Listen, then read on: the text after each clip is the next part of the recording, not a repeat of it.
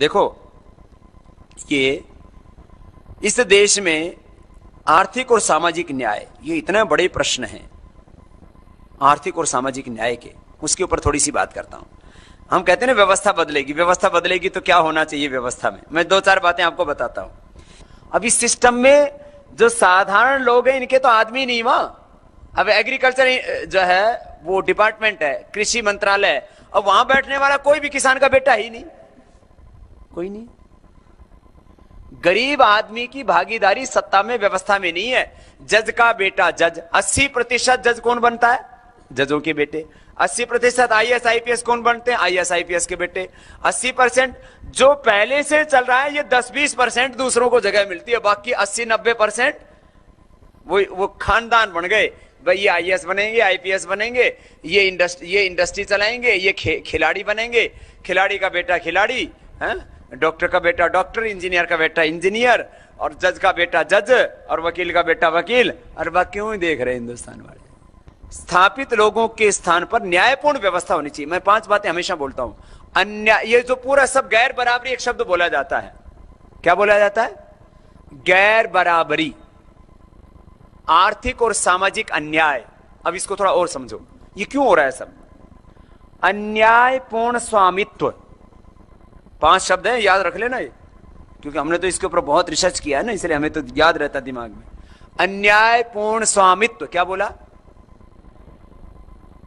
अन्यायपूर्ण समृद्धि, अन्यायपूर्ण वितरण डिस्ट्रीब्यूशन, अन्यायपूर्ण उपभोग दोहन, और अन्यायपूर्ण भागीदारी। 5 चीजें हैं जिससे गैर बराबरी है। 5 शब्द बोले। अन्यायपूर्ण स्वामित्व, जल जंगल जमीन भू संपदा सारी चीजें किसको दे दी? 1% ताकतवर लोगों के हाथों में दे दी, बाकी 99% बेचारे हाथ जोड़कर के गरीब दया के पात्र होकर के जी रहे, जी हमारे हमें भी कुछ दे दो। रोज आंदोलन करते रहते हैं, कभी जल वाले, कभी जंगल वाले, कभी जमीन वाले, कभी ये सब। जिसको देखो वही बेचारा सड़कों पर भीख मांग रहा है। अरे ये हमारा हक है, लेकिन इसको बोलते हैं विकास का मॉडल ऐसा बनाया, इसको बोलते हैं साम्राज्यवादी, पूंजीवादी, सामंतवादी, अधिनायकवादी, बाजारवादी, उपभोक्तावादी, अन्यायपूर्ण। ये विकास का मॉडल है जिसको नेहरू हिंदुस्तान में लेकर के आए। महात्मा गांधी क्या कहते थे? भाई सर्वोदय की भावना होनी चाहिए, विकेंद्रित विकास होना चाहिए, डिसेंट्रलाइज्ड डेवलपमेंट होना चाहिए। और यदि हमने विकास केवल आर्थिक आधार पर ही रख दिया और समाज का चरित्र हमने ठीक नहीं रखा, तो इसलिए आध्यात्मिक समाजवाद, विकेंद्रित विकासवाद। चलो अब अगली बात कहता हूं। ये 5 बातें समझ में आई? अन्यायपूर्ण स्वामित्व, सारे देश की सत्ता, शक्ति, संपत्ति, संसाधन सब कितने लोगों के पास है? बोले तो 1% लोगों के पास। फिर ये बेचारे दलित हैं, वाल्मीकि हैं, वनवासी हैं, आदिवासी हैं, पिछड़े हैं, अति पिछड़े हैं, और सवर्णों में भी तो गरीब है। वैसे तो जो समर्थ भी है ना, वो भी, उनको भी रोज सताते हैं ये समर्थों को भी। जो लोग फैक्ट्री चला रहे हैं, बिजनेस कर रहे हैं, उनको भी रोज इतने दे दे। मैं बोलता हूं, एक तो जो है होता है ऑफिशियल टैक्स, एक होता है गुंडा टैक्स। गुंडा टैक्स है ये। एक आदमी फैक्ट्री चला रहा है, कोई भी, मैं यहाँ का एमएलए हूं, मैं यहाँ का एमपी हूं, मैं यहाँ का पुलिस वाला हूं, मैं यहाँ का इनकम टैक्स वाला हूं, मैं सेल टैक्स वाला हूं, जो जाए वहीं पहुंच जाए। उसने बेचारे ने धमकाया कोई भी। विदेशों में ऐसा कोई, विदेशों का आदमी यहाँ, मैं कितने ऐसे सैकड़ों हजारों परिवारों को जानता हूं, वो कहते हैं हम हिंदुस्तान में व्यापार नहीं करना, हमें फैक्ट्री नहीं लगानी। मैंने कहा क्यों? बोले वहां तो कोई भी आके धमका देता, वहां इज्जत ही क्या है? बोले करोड़पति आदमी के एक पुलिस वाला आके इज्जत तार देता है। बोले तेरा 2 मारूंगे रैप्टे, इतने पैसे निकाल के दे दे। और बोलो ना दो तो बोलो कोई झूठा केस बना करके और उठा ले जाता है। ये रोज होता है,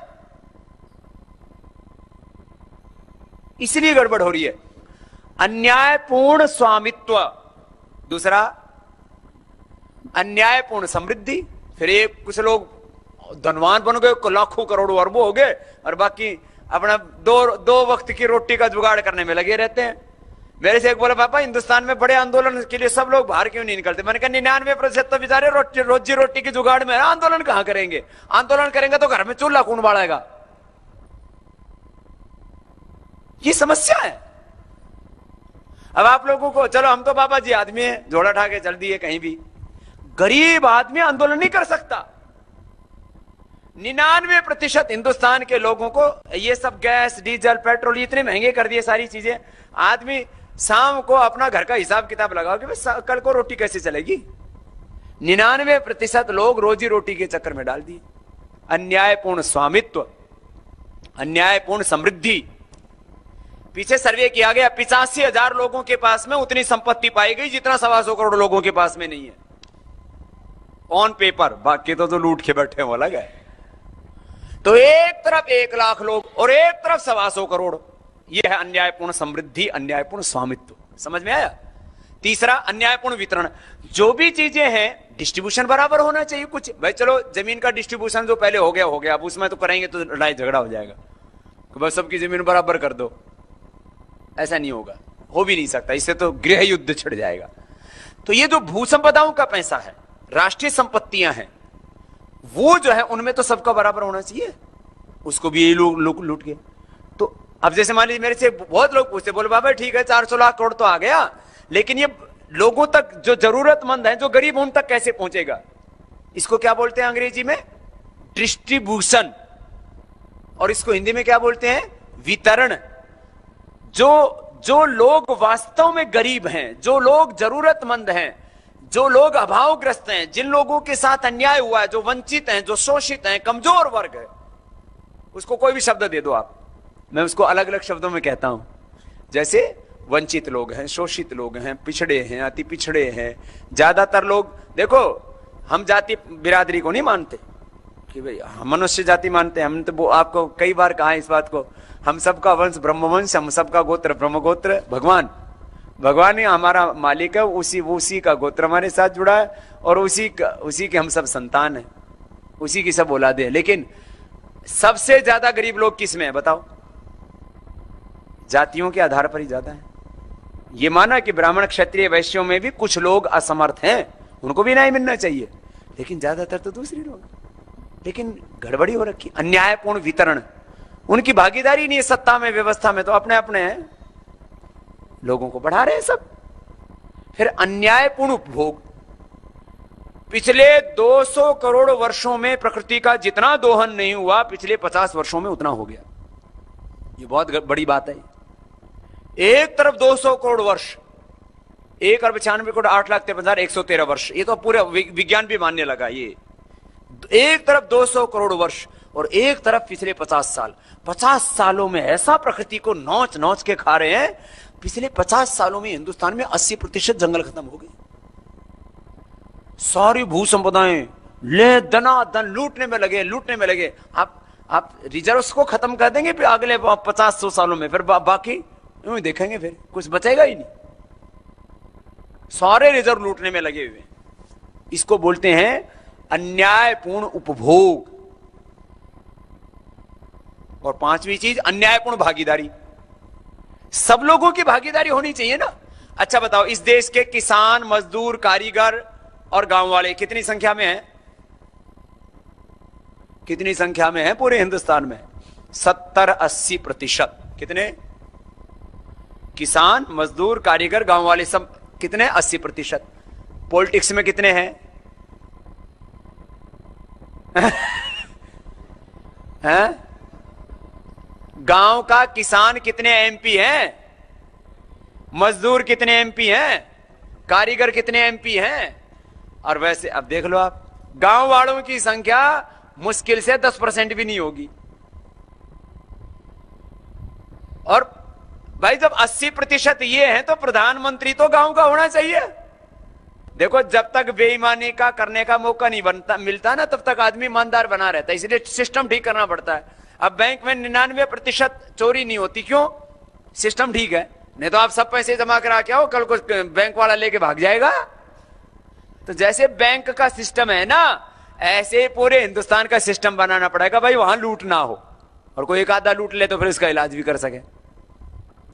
ये एक बात है। तो ये 5 बातें मैंने बताई, इसके कारण से अन्याय हो रहा है। अच्छा अगली बात सुनो, ये सिस्टम बदलने में क्या होना चाहिए? एक बोला जी व्यवस्था बदलेगी। मैंने कहा व्यवस्था बदलने के मैंने बहुत सोचा, तो मैं लिखता रहता हूँ ऐसे बैठा बैठा, मैं बैठ जाता हूँ ना, फिर जो दिमाग में आता रहा, इतनी बातें दिमाग में आती रहती हैं, ऊपर वाला दे मुझे। है? मैं कुछ तो पढ़ता हूं, कुछ फिर अलग अलग लोग स्टडी करते हैं, उनसे जो है अलग अलग चीजों के आंकड़े लेता हूं, अलग अलग सोर्स हैं उसके, फिर मैं बैठ जाता हूं, फिर चीजों का चिंतन करता हूं। तो देश की व्यवस्था कैसे बदलेगी? जहां हिंदुस्तान के सब बच्चों का इलाज होता है, वहां सारे नेताओं के परिवारों का इलाज होना चाहिए, सारे हॉस्पिटल ठीक हो जाएंगे। कोई विदेश में जाके इलाज नहीं कराएगा, सबका इलाज एक ही जैसे हॉस्पिटलों में, तो सारे हॉस्पिटल टनाटन मिलेंगे।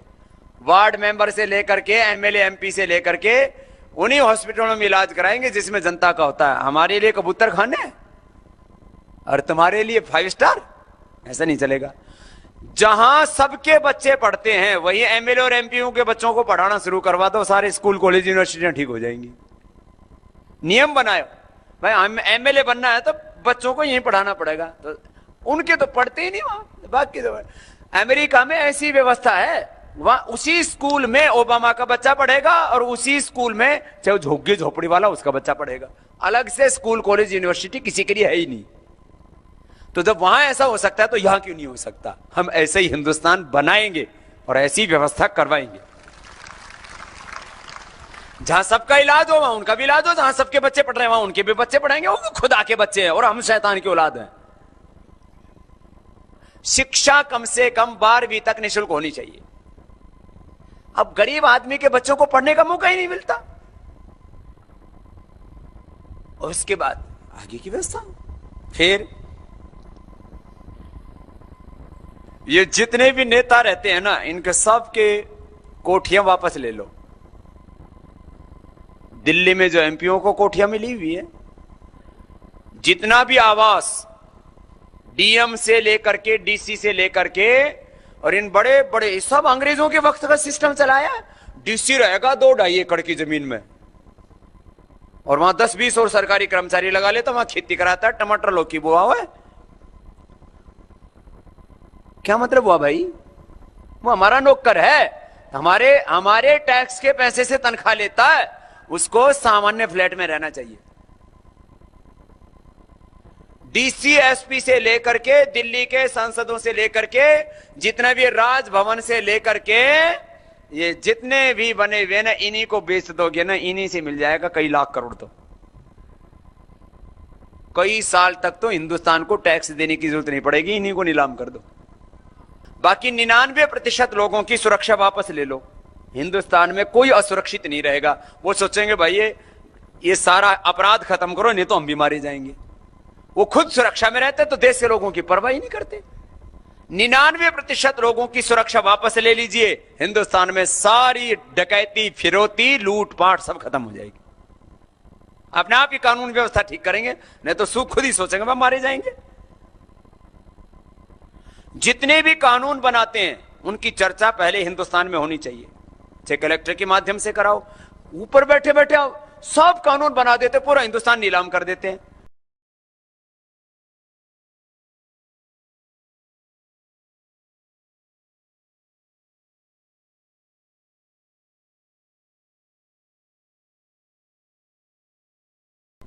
जितने भी कानून बनाते हैं उनकी चर्चा पहले हिंदुस्तान में होनी चाहिए, चाहे कलेक्टर के माध्यम से कराओ। ऊपर बैठे बैठे सब कानून बना देते, पूरा हिंदुस्तान नीलाम कर देते हैं। और कानून किसके पक्ष में बनाते हैं? उद्योगपतियों के पक्ष में, अमेरिका के पक्ष में, एमएनसीज के पक्ष में। सारे को आपको पता ही नहीं हिंदुस्तान कैसे चल रहा है, आपसे कोई डिस्कस भी नहीं किया जाता है।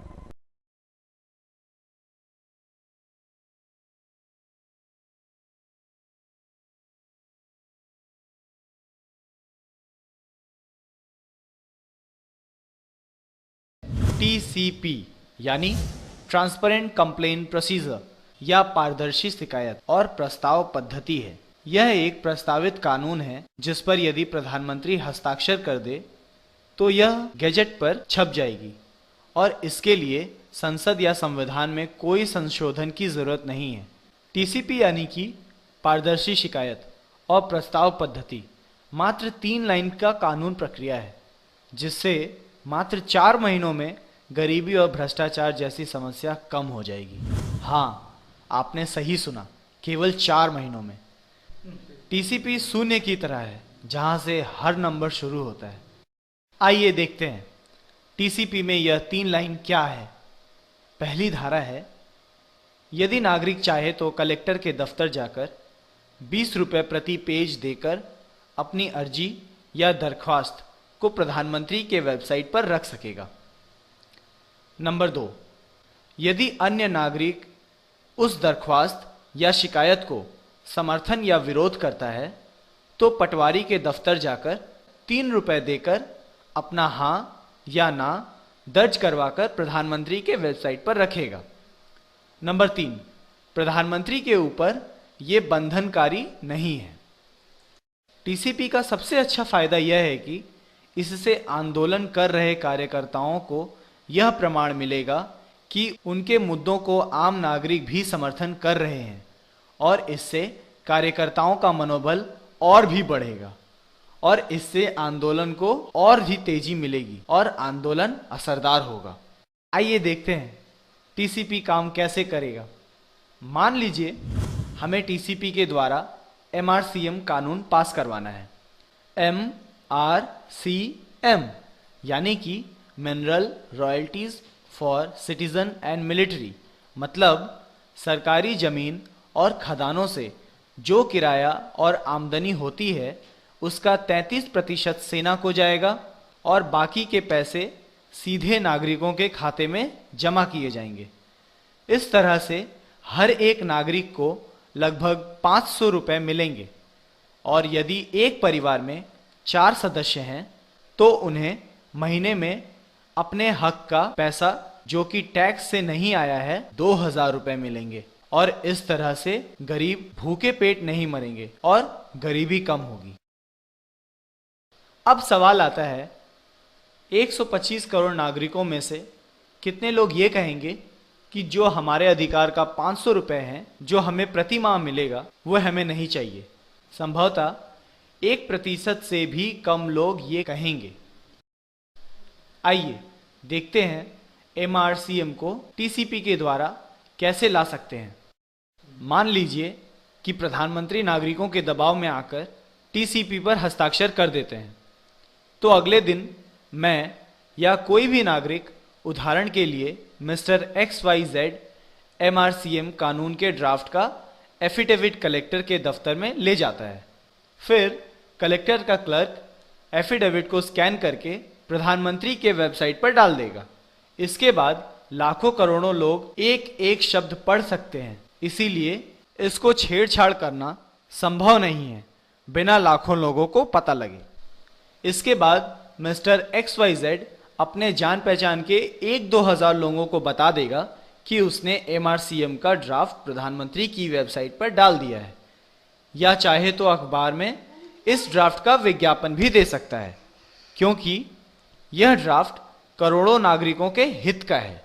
इसलिए यह बात करोड़ों नागरिकों को पता चल जाएगी और फिर आम नागरिक अपने पास के पटवारी के दफ्तर जाकर एमआरसीएम का समर्थन करेगा। पटवारी का आदमी हर व्यक्ति के वोटर कार्ड की जानकारी, उंगली का छाप और फोटो लेकर वेबसाइट पर दर्ज करेगा, जिससे जाली वोट नहीं पड़ेंगे। इस प्रक्रिया में जांच सुरक्षा भी है कि कंप्यूटर में उंगलियों के छाप द्वारा जाली वोट को पकड़ लेगा, इसलिए लोग पकड़े जाने के डर से जाली वोट नहीं डालेंगे और कोई भी नागरिक मतदाता किसी भी दिन दर्ज किया गया हाँ या ना किसी भी दिन बदल या रद्द कर सकता है। इस सुरक्षा धारा के कारण यह प्रक्रिया पैसों से खरीदा नहीं जा सकता और गुंडे या मीडिया से प्रभावित नहीं किए जा सकते। अब करोड़ों लोगों के पास प्रमाण रहेगा कि करोड़ों लोग इस ड्राफ्ट का समर्थन कर रहे हैं, क्योंकि कोई भी व्यक्ति स्वयं या किसी को कहकर वेबसाइट पर जाकर एक छोटे सैंपल में ये जांच कर सकता है कि कितने लोग सही हैं और कितने जाली। इसलिए वे अपने पास के MP या एमएलए या जज के पास जाएंगे और उनको प्रमाण दिखाकर कहेंगे कि यह प्रधानमंत्री को क्यों नहीं कहते इस एमआरसीएम को भारतीय राज्यपत्र में डालने के लिए। जब एमपी, एमएलए या जज पर करोड़ों लोगों का दबाव आएगा तो उनके द्वारा प्रधानमंत्री पर भी दबाव आएगा और प्रधानमंत्री इस ड्राफ्ट राजपत्र में डालने के लिए मजबूर हो जाएंगे। एमआरसीएम कानून से गरीबी कम हो जाएगी और इसके बाद टीसीपी की मदद से हम ज्यूरी ट्रायल और राइट टू रिकॉल जैसे कानून को लाकर 4 महीने के अंदर पुलिस, नेता, जज आदि में भ्रष्टाचार कम कर सकते हैं। टीसीपी से स्वदेशी को बढ़ावा मिलेगा और गौ हत्या, कश्मीर समस्या, धर्म परिवर्तन जैसी समस्या कम हो जाएगी।